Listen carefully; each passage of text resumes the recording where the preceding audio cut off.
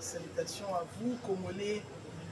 Oyo bozwami partout na mokili ba ndeko na biso bazwami na engomba Afrika mobimba o bazwami vraiment na Amerika o bazwami na Asia pe na Océania oza ebele alors ebele bokomelaka biso na Autriche Vienne oza ebele bokomelaka biso na Kyoto na Japon na Tokyo pe bazali oza ebele bokomelaka biso na Jinan na Chine tozaki en tout cas étonné peut-être sepelaki koyamba bandeko na biso bakomelaki depuis Philippines. Merci beaucoup à la communauté kimbaniste dans la Philippines. Ah, kimbaniste! Oh, mais mamiti dans Philippines. Salutations aux représentants de l'église kimbaniste dans la Philippines. Alors, salutations à tous les Congolais besoin partout à travers le monde beaucoup la Dabiso. Oh, mais Exodus, bino bakinois. Le bel abisso Cameroun a émission na yo ya conscience, ya éveil, ya conscience patriotique. Bakino bolobi Emmanuel Macron ati makolo na Kinshasa te kasi bino moko bakino batali boso boki koyemba ici c'est pas bino moko bakino bolobi Emmanuel Macron meka kokotsa te Emmanuel Macron asali ki Nicodème abanga ye na butu mais moto mai ki na butu na kobanga ye wana boki botombole mulanga Castel bogangi ici c'est Paris. Qu'est-ce qui se passe dans la tête de Congolais? La moi, mon qui est la situation sécuritaire parce que Koya Emmanuel Macron, Kosenga, il y a Koboye Emmanuel Macron, Oyemoko Sengaki, Koyana Congo, et Zalaki pour la Kobeta Masolo, Kaka, il y a situation, il y a sécurité, il y a insécurité, insécurité, il y a Est avec nous, du Congo, insécurité, Oyemoko lobby et Bana depuis 1994, 1994, kasi bokoka kosilisa yango te biso ba konto bokoka kosilisa yango te contrairement à ce que les opposants on a moni Prince Penge o bande connaît ba Rwanda ba kende ko saccager ambassade na biso na Afrique du Sud.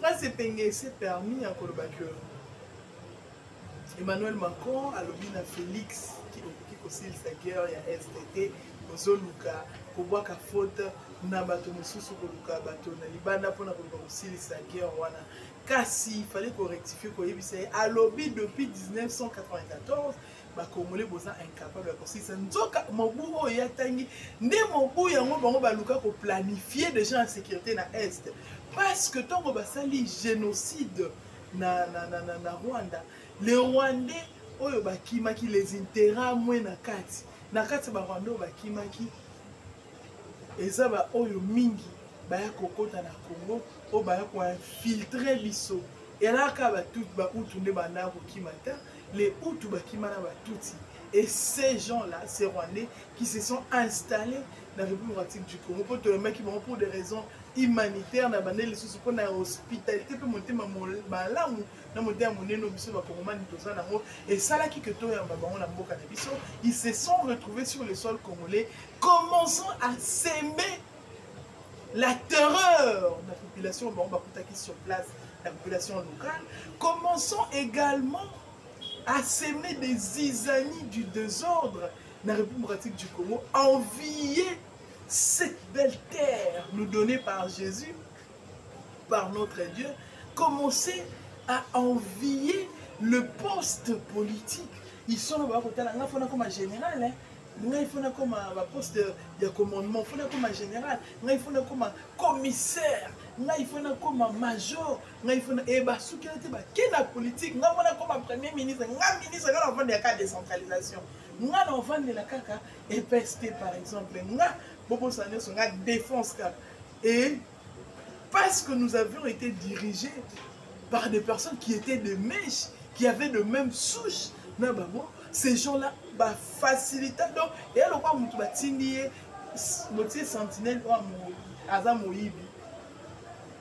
sentinelle, clic, moi, groupe, kasi bozwiye o azalaki mokambe wa miyibi wana boye botie ezala sentinelle kingi na ndako mais pendant que vous dormez sentinelle a recommandé ko surveiller bino bobima te po kanga baninga ni bazoyi akobatela bino te po bato mabe bakota te kasi akomi kotala bino bolala kuta kotiela bino valium yango moni boposant congolais belé lelo batata oyo belé ba se retrouver na politique balia valium value mo baliesaki bango na pouvoir passer batata balali pongi intelligence elali intelligence ekufa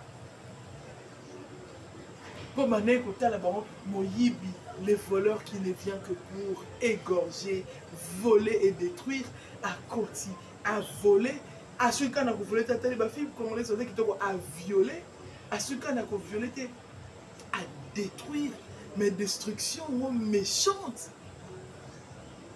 adésisine na baoyo akutaki abomi lelo jekamine na miba jekamine masola jekamine toyoka barapport ya makambo eleka na jekamine ils ont préféré kotondisa mabenga na bango kasi baboma ya biso basociété oyo ezalaki bapoumon économique oyo bandaki kokotisa misolo ebele mpe kokota kongo na stabilité na yango ils ont tout détruit bandeko na biso bamoto bakomi ebele azoyi biso ngai na bomwana na jeune age na nga na simba 50 000 $, mais lelo asuki akomi kokumba moto kolukaka ba 500 ba 1000 francs omoni makolo nyonso se ezoki na bapota mpo asali baaccident mais ces gens là d'une manière ou d'une autre bandaki kosenrichir ils pouvaient pas venir baya kotondisa kinshasa bandaki kofuta pako na bango bandaki koévolue et lelo elingaki kozala bato baémerge lisusu koleka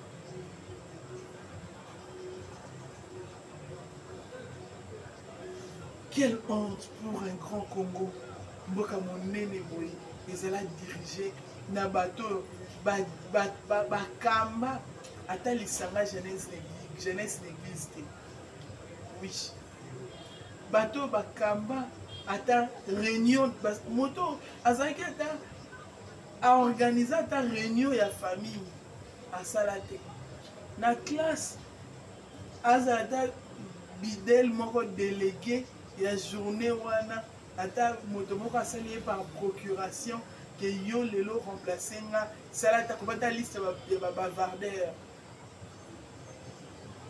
yo lelo en tout cas okokombinaka kaka liste yo salelanga kaka liste ya bavard oyo nde tobandeki kolobaka bomwana liste ya bavard oyo nyonso bakodéranger na badérangeur oyo nyonso bakodéranger zwa bango tia bango na liste asala yango te directement ekodiriger le grand Congo ata quartier moko kuna na Brazzaville kuna ata kota o la cheme kota wenzi asala yango te adirija te moto abonga ye momoko se retrouver président de la République démocratique du Congo de ces grands pays.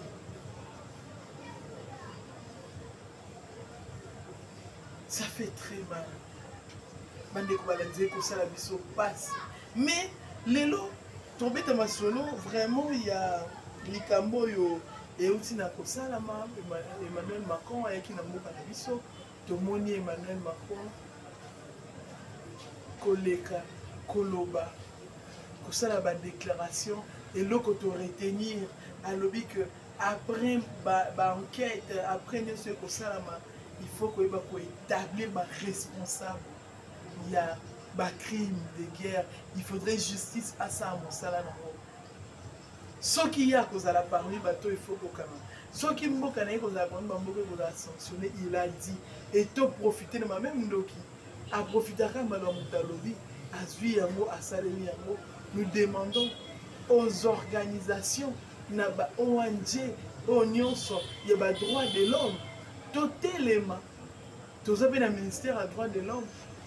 Commençons maintenant à kosa la recherche na bato ba bomba ba ko monante o ba yebani ko yeba na ko funda na ba juridiction importante. Bato ba ko bunisa biso ko funda le Rwanda, ko funda Paul Kagame, nous avons tous les éléments. Que la justice internationale fasse son travail. Car c'est ce qui a été fait sur le mec qui n'est pas Félix Antoine Tshisekedi ayebaki na koyanola. Et pas Emmanuel Macron makambonyo sur le baki Mokonzamboka lobi. To beta lisusu to lobaka lisusu France Afrique te. Il faut to lobaka ne total ka ba intérêt ezala égal de part et d'autre. Il faut to se retrouver biso Afrique, Europe, ce qui France va se retrouver, égalité, équité, justice,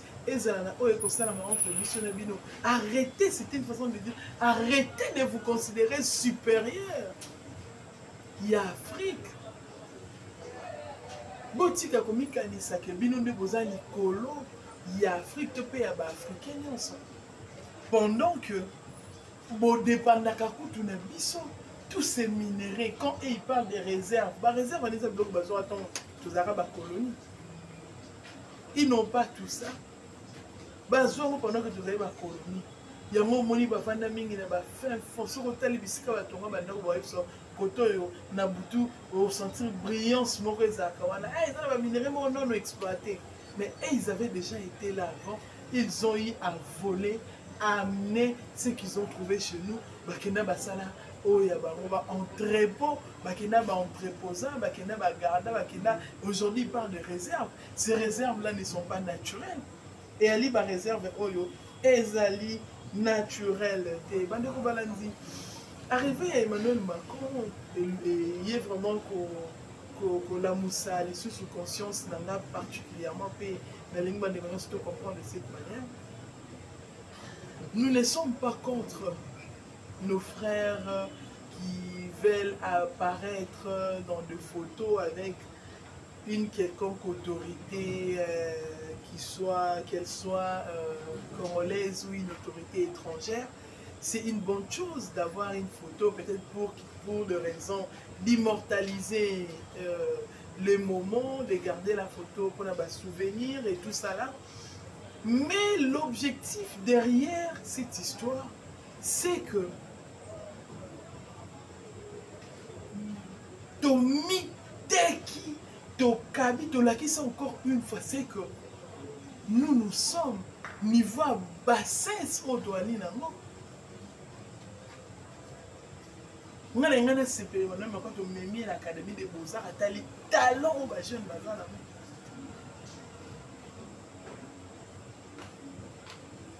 Nengana CPE, na yoki kunga ba voix ou atali danse oyo.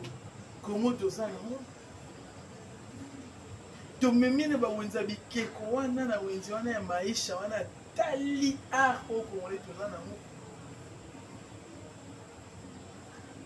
Mukolo nini ba français ba oganga moni Félix baganga ici c'est Kinshasa mukolo nini mukolo nini ba belge ba moni mokonza mboka Félix ba oganga ici c'est Lubumbashi, ici c'est Matadi, ici c'est Kinshasa. On n'est pas contre le fait que nos frères veulent être autour d'un président, mais nous comprenons aussi que ce sont des choses qui se sont dites à Élysée.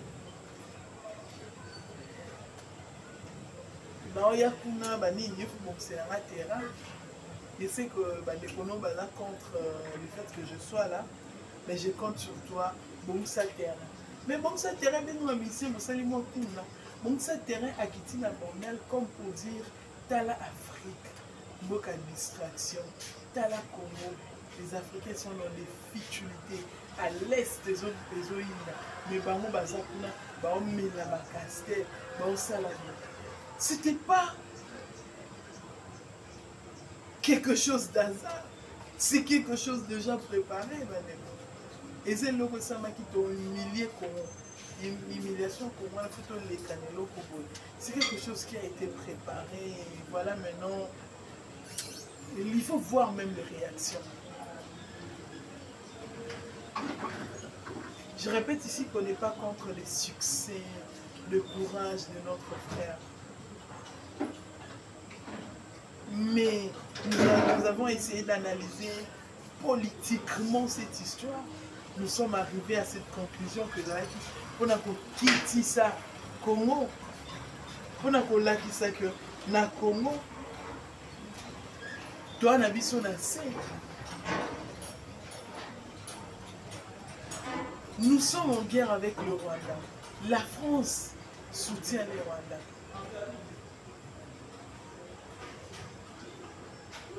On est là. Donc continuer à normaliser ma camion.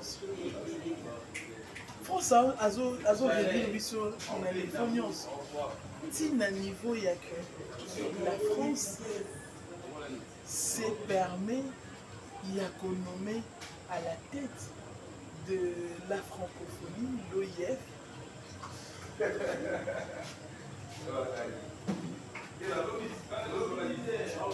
une Rwandaise, un pays qui a quitté longtemps la francophonie.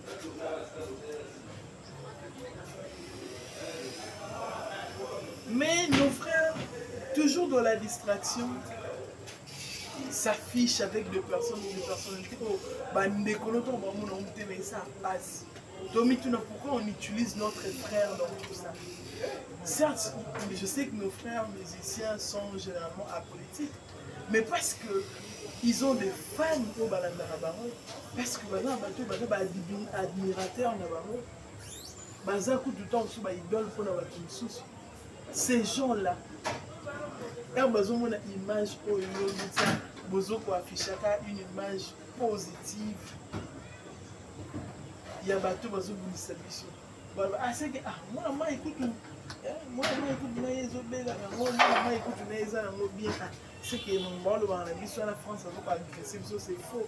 Tout est communication, tout. Même les photos que nous prenons, tout est communication. Nous devons faire très attention dans la vidéo comme ça. Ce n'est pas parce qu'on veut apparaître, parce qu'on veut confirmer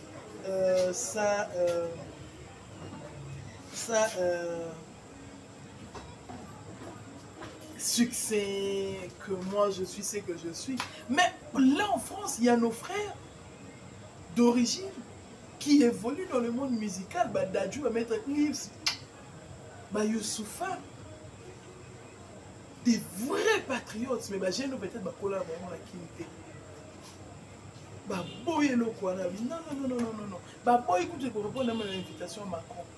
Et non, nos frères sont là. Nos frères meurent par leur faute. Nous allons poster avec ces gens, les mêmes personnes qui sont en train de tuer de manière directe ou indirecte nos frères. Et nous allons poster, nous balader, boire avec ces mêmes gens.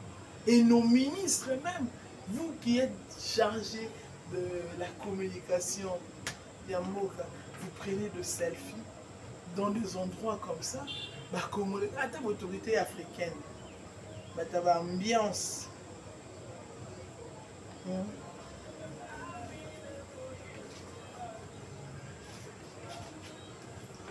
Ça fait très mal. Ça te fait très mal.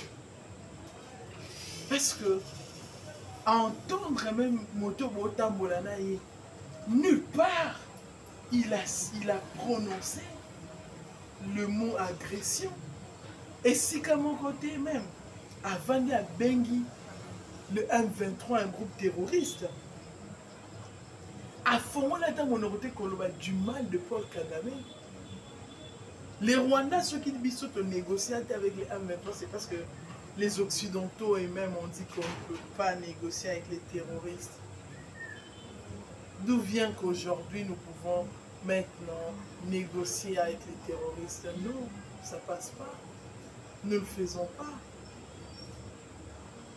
Ils n'ont pas cette attitude. Ce sont eux qui ont comme ça proclamé, après analyse et autres, que bateau, ils sont arrivés à la conclusion que les M23 sont des terroristes. Ce que tu veux dire qu'il va être terroriste. Les colons n'ont pas de terroristes, c'est de négocier. Mais Bino Boko, la France qui représente la France, il y a Paul Kagame qui condamné Kagame. Que le M23 c'est un groupe terroriste. Et une telle personne, moi je vais faire semblant. Parce que je vais juste que les gens voient que Malaza grand. Non. Notre frère, Fali, pour pas que nous aimons bien. Nous nous demandons est-ce que c'est les politiques qui a fait des house? Est-ce que. Et en tout cas, nous nous posons mille et une questions. On s'est dit qu'en Congolais conscient, il ne devait pas se permettre de faire certaines choses. Il y a des rencontres où il s'est appelé qu'on examine en silence. Il y a des rencontres en soupe et esalami makambo mosusu mpe elobami esalami kuna tobombi yango mpo toboyi tokisa bato mpasi bato bakonsomaka biso toboyi to ndenge nazalaka so narale naleka nango nasi excusez-moi en tout cas je ne saurais pas me retenir ce que XY a fait c'est fort c'est méchant je dois pas en tout cas kolekisa yango bongo si je pense que nos frères oh bato bakoévolue baza na vraiment moi végétarien eza makasi il faut batenaka compte ya makambo oyo tozoloba nous n'avons que le Congo comme pays soki moto oya kodiminue mboka na biso tokosepela na ye te so moto oyo akanisa kokochosifie biso tokosepela na ye te tobetele mpe maboko te Macron était là sur sa propre demande aux premières fois et si mec deuxième fois Simbi il est venu aïe occupé Sony ici il va repartir mais après les Congolais resteront bon le mais mais qu'on a vu ce temps monsieur fou mais moi il sait qui oui à ça qui est erreur et ça ce n'est pas une bonne chose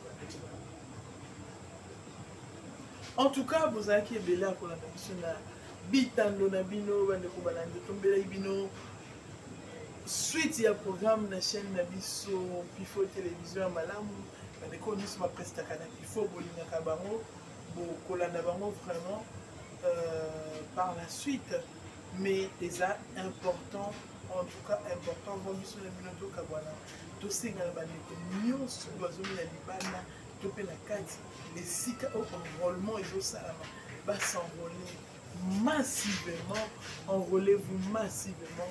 Pour tout le monde, na mwana mboka Félix Antoine Tshisekedi Tshilombo, le deuxième ou un second, un deuxième. Je ne parlerai pas ici de second. Peut-être Toyebi, mais deuxième mandat, tout s'enrôler au max. Pour tout le Félix, deuxième mandat, mais aussi. Bandeko bazoni na 5 pays pilotes tu sais bino bon s'envoler pour fongola misu pour makambo elekaki na Afrique du Sud et ezosenga biso nyonso totelema to dénoncer bamuni ya Congo bazoluka kozwa à tout prix la carte des lecteurs ya mboka na biso to kokota vraiment na kati ya données ya CENI sachant que CENI a kopesa ba données na ye na MIP tout ça là très attention vigilance partout jusqu'à tout plus 243 89 97 67 078 233 89 97 67 078. Merci beaucoup pour la fidélité et attention.